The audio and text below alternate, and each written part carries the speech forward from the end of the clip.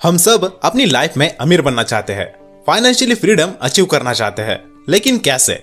इसका जवाब है बेबीलोन नाम के एक शहर में आज से करीब 6000 साल पहले, जो दुनिया का सबसे अमीर शहर था, जहाँ के लोगों के पास पैसों को लेकर इतनी नॉलेज थी जितनी आज के आमतौर लोगों के पास नहीं है।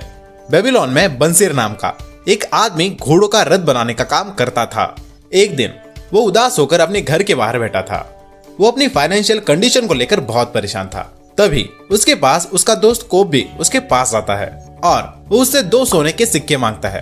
तब बंसीर उसे कहता है, अगर मेरे पास 2 सोने के सिक्के होते तभी मैं तुम्हें नहीं दे पाता, क्योंकि मैं पूरी तरह से कंगाल हो चुका हूँ। तब कोब भी उसे कहता है कि यार, हम दिन भर इतना काम करते हैं लेकिन फिर भी हम गरीब ही है। लेकिन हमारा दोस्त अरकाद बेबीलोन का सबसे अमीर आदमी है। फिर वो दोनों दोस्त अरकाद के घर जाते हैं और उससे कहते हैं कि अरकाद, हम सब एक ही स्कूल में पढ़े, एक साथ ही खेले और तुम हमसे कभी खेल में और पढ़ाई में भी बेहतर नहीं थे, फिर भी तुम इतने अमीर कैसे हुए? अरकाद ने उनकी सारी बातें सुनी और उसने पैसों के बारे में 4 रूल्स अपने दोस्तों के साथ शेयर किए, जो रूल्स उसे अल्कामिश नाम के एक अमीर आदमी ने बताए थे और जिनको फॉलो करके वो इतना अमीर आदमी बना था। तो आइए जानते हैं क्या थे वो 4 रूल्स। रूल नंबर 1, पे योरसेल्फ फर्स्ट। ये रूल कहता है कि हमें अपनी हर कमाई से 10% हमेशा सेव करना होगा। बहुत से लोग सैलरी मिलते ही अपने पैसे खर्च कर देते हैं। वो सबको पैसे देते हैं, फॉर एग्जाम्पल घर का रेंट भरने के लिए, हम जो खाते पीते हैं उनके लिए, एक्सेट्रा एक्सेट्रा, लेकिन खुद को कभी नहीं देते।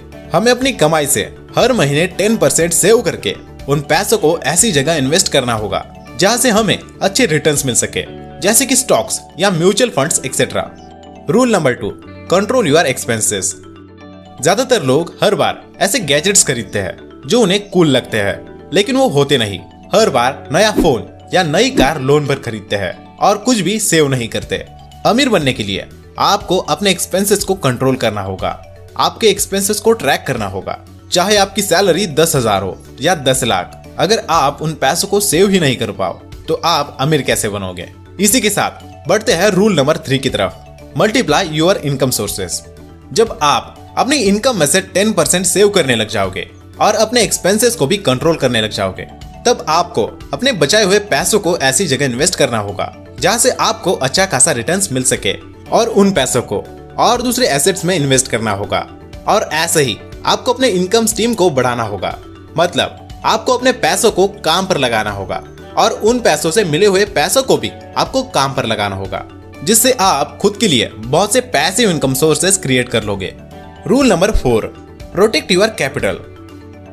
अरकाद ने अपने दोस्तों को बताया कि उसका पहला इन्वेस्टमेंट उसे बहुत नुकसान देने वाला था। उसने कहा कि मैंने एक ईंट बनाने वाली को हीरे खरीदने को भेजा, जहां पर उसे भारी नुकसान झेलना पड़ा, क्योंकि ईंट बनाने वाले को हीरे के बारे में ज्यादा जानकारी नहीं थी। इसी वजह से दूसरे व्यापारियों ने उसे नकली हीरे देकर फंसा दिया और मैंने अपने सारे पैसे गंवा दिए। हमें भी अपने पैसों को अच्छी तरह इन्वेस्ट करना चाहिए।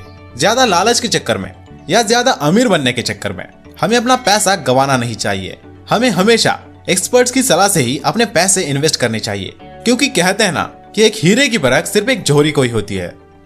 जब अरकाद का बेटा नोमोसिर बड़ा हुआ, तब एक बार अरकाद ने उसे पास बुलाकर कहा, अगर तुम्हें मेरा वारिस बनना है तो तुम्हें यह प्रूव करना होगा कि तुम इसके लायक हो, जिसके लिए तुम्हें किसी दूसरे शहर में जाना होगा। तो इसके लिए अरकाद ने उसे एक थैली दी जिसमें सोने के सिक्के थे और एक चिट्ठी थी जिस पर 5 लॉज ऑफ गोल्ड लिखा था। उसके बाद नोमोसिर निनेवा नाम के एक शहर में गया, जहाँ पे उसे 2 लोग मिले जिन्होंने उसे कहा कि उनके पास एक घोड़ा है जो बहुत तेज भागता है और कभी हारा नहीं है। तब नोमोसिर तुरंत वो घोड़ा खरीद लेता है, पर वो घोड़ा बूढ़ा होता है और दौड़ नहीं पाता। तब नोमोसिर को पता लगता है कि उसके सारे पैसे डूब गए हैं और फिर वो परेशान होने लगता है। तब उसे वो चिट्ठी याद आती है जो उसे अरकाद ने दी थी, जिसमें 5 लॉज लिखे होते हैं पैसों को लेकर। उसमें पहला लॉ था कि सेव 10% ऑफ योर इनकम। दूसरा लॉ था यूज योर सेविंग्स वाइजली। तीसरा लॉ था टेक एडवाइस फ्रॉम एक्सपर्ट्स।